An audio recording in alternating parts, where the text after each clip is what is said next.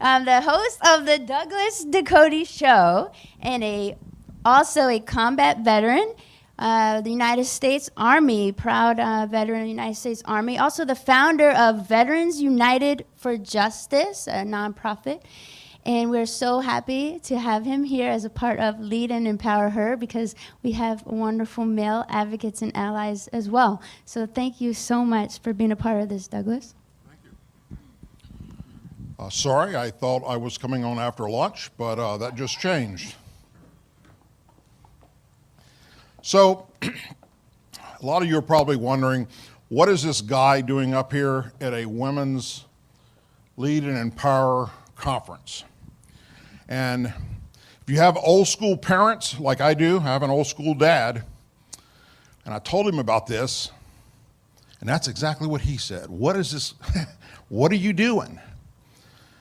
And I said, well, Dad, look, guys experience a lot of different things as well that women can relate to, and vice versa. And I have a mother, so therefore, you know, y'all had a daughter that I've been fighting with for over 50 years. I know a little bit about women. I've been married, been divorced, married again, and that didn't work for Dad. Mom said, yeah, that makes him qualified. Dad said, let's be honest. Now, this is old school again. He's in his 80s. Are you coming out of the closet? Are you gonna,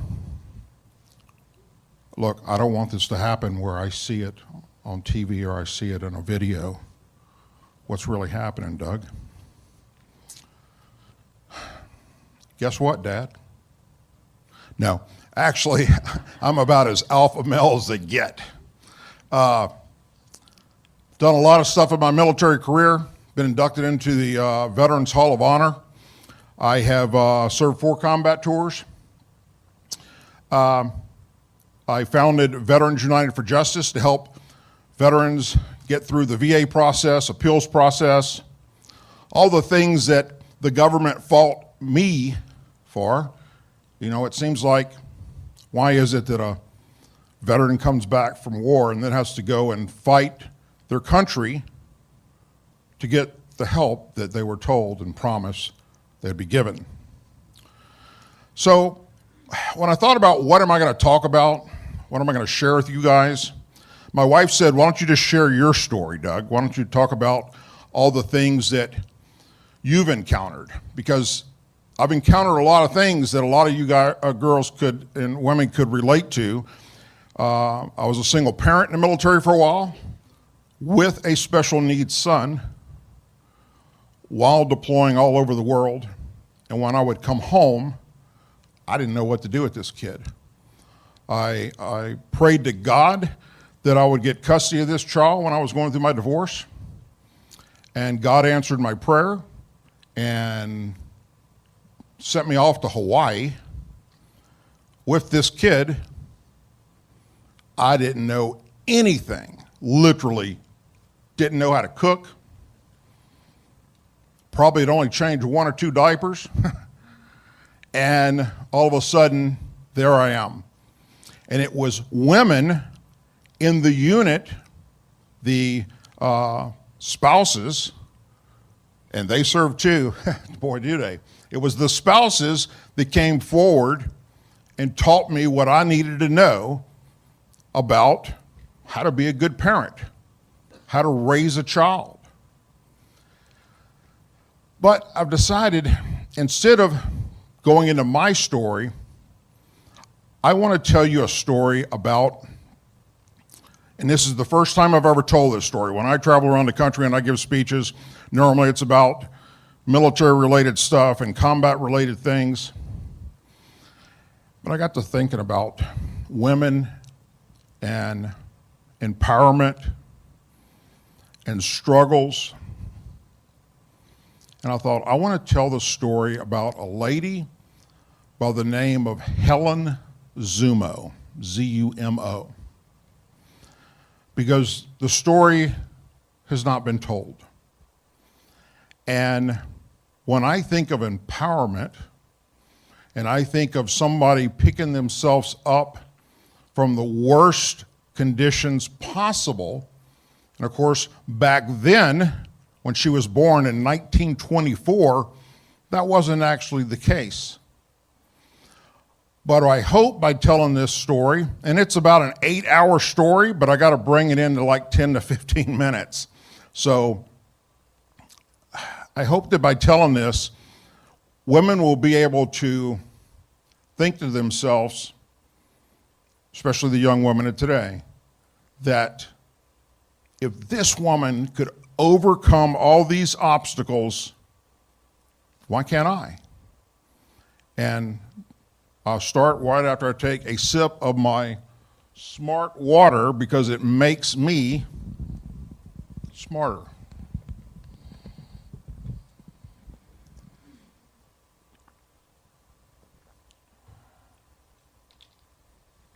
So, Helen Zumo was born in 1924 in Louisiana. And back then, she had nothing. The family had nothing. She was one of several children, grew up very poor. When her mother was pregnant for her, her dad decided to move off to California to find work and was never seen or heard from again. So when she was born and she grew up without a father figure, and before turning 18, she gets married, and she marries a guy that is more old school than my dad I just told you about. She doesn't get a high school education. She eventually goes back and gets a GED, but that's later on.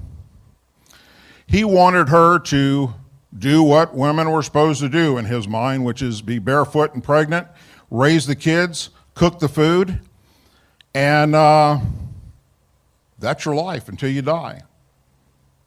He did everything. He bought her clothes, or she made her clothes, and he bought her the material to make her clothes.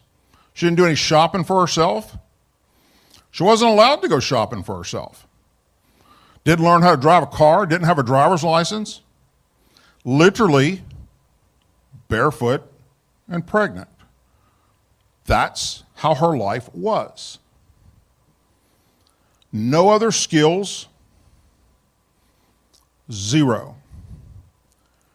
And then she finds herself, years later after raising 5 kids and having a bunch of grandkids, she goes into a hairdresser one day.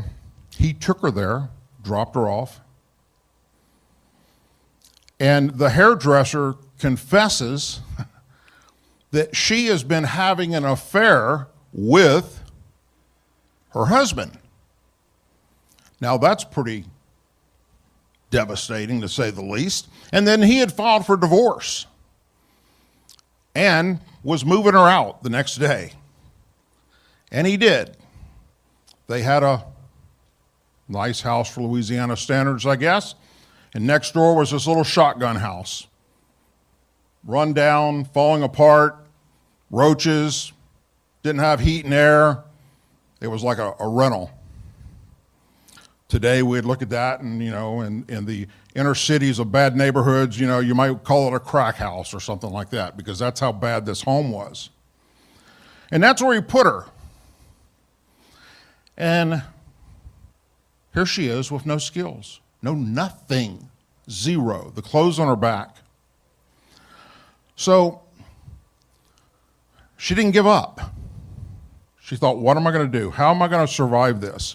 And her children and her grandchildren came forward to help her do things. What do you want? What do we need to do? One, let's get you some kind of education. Let's get you a GED. Studied for that. She passed it. She got it. What do you want to do for a living? What kind of job? Well, before you can get a job, let's get you a driver's license. Studied for that, got her driver's license. They got her a little car to use. Here's a woman who had never gone anywhere never been in a shopping center unless her husband was with her. What do you want to do for a living? What do you want to do for a job? What do you want to do to make money? She said, well, I know how to cook. I want to be a cook. So they sent her to school to learn how to be a cook. And that lasted about a year. And she got her first job in her life working as a chef on an oil rig out in the Gulf of Mexico, cooking for the men. And she did this until she was too old to continue to be on the rig, and they felt that, it was a hazard, all right? So therefore, she had to leave that job. What she did next was she went into helping the elderly. So here she was in her 80s, and the people she was helping were younger than she was. And she was now going and getting them their food and getting them the things that they need to survive in life. Time goes on. These grandkids are born. The struggles that she went through were all real. She never quit. She never gave up. She always kept pressing forward. Her husband dies of diabetes, loses his legs in the process beforehand.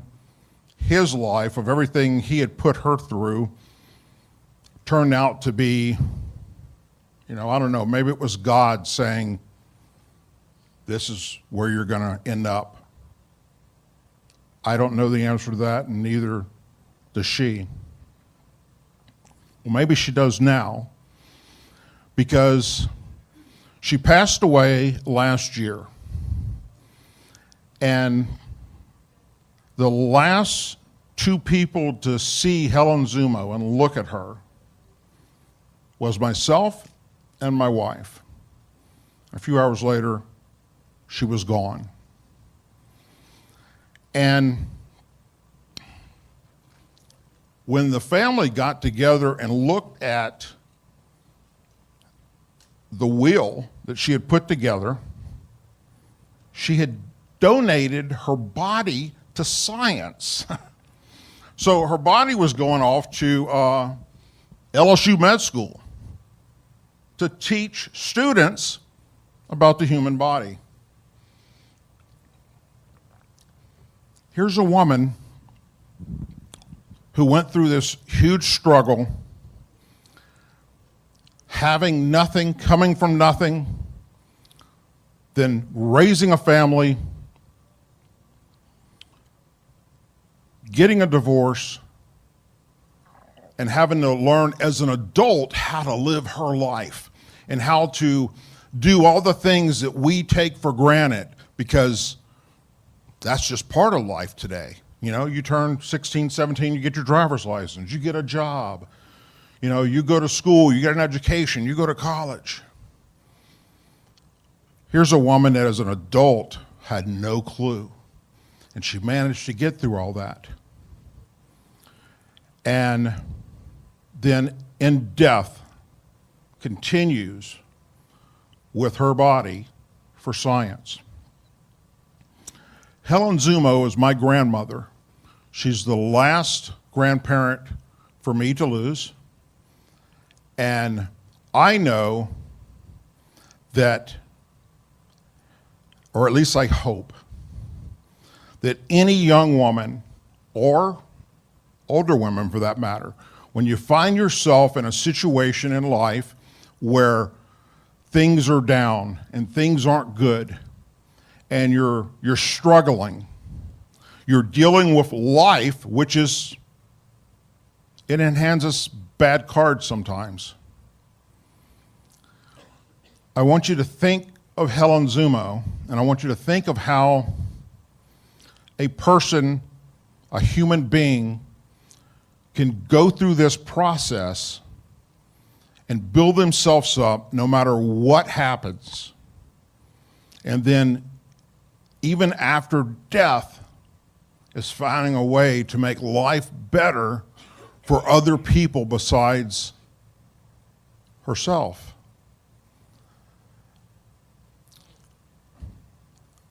I think often about all the things that she did for me when I was growing up. She taught me how to dance. She taught me the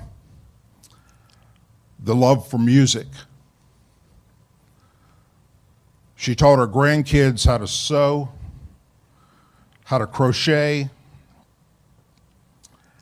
and I never once saw the woman without a smile on her face.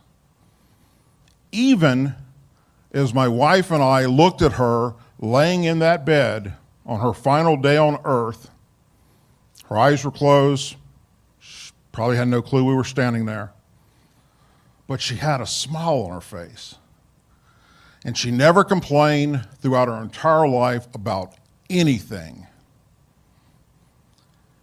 Even in times when Christmas would roll around and she couldn't afford to buy gifts for all these grandkids and great-grandkids and then great-great-grandkids, she would make a point of going by like the Salvation Army or anywhere to where she had gifts for everybody in the family come Christmas time.